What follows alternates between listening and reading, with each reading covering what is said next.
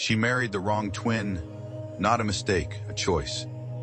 And it changed everything. Karen Diensen grew up, visiting the Blixen family estate in Sweden. She fell hard for Hans von Blixen Fonnecke. He didn't love her back, so she turned to his identical twin brother, Bror. Bror was restless, magnetic, aimed permanently at the horizon. He couldn't promise forever, but he offered something Karen needed more, a way out of a life that felt suffocating. Their plan was reckless. Abandon Denmark, sail to British East Africa, build a coffee plantation in the Kenyan highlands. The kind of plan you make when your whole heart overrules your careful half.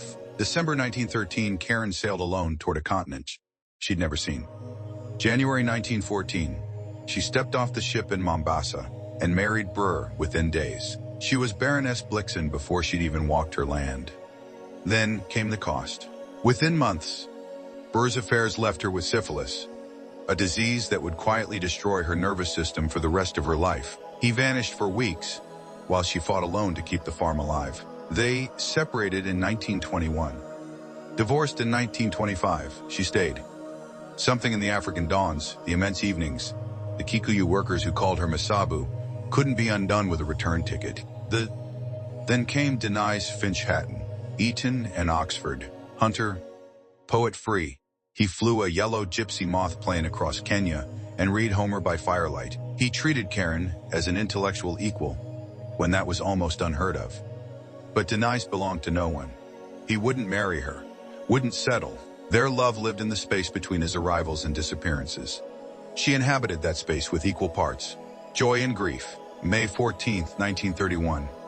Denys took off from Voi. The plane stalled. Crashed, he died instantly. Karen buried him in the Ngong Hills, in a spot they'd chosen together.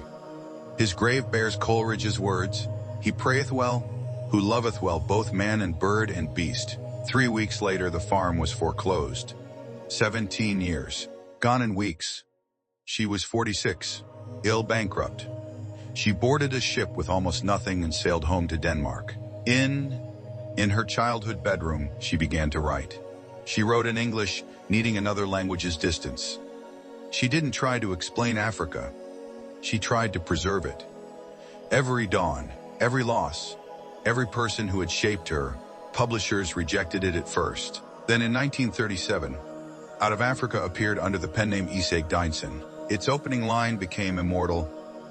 I had a farm in Africa, at the foot of the Ngong Hills. Past tense loss, announced in the very first breath.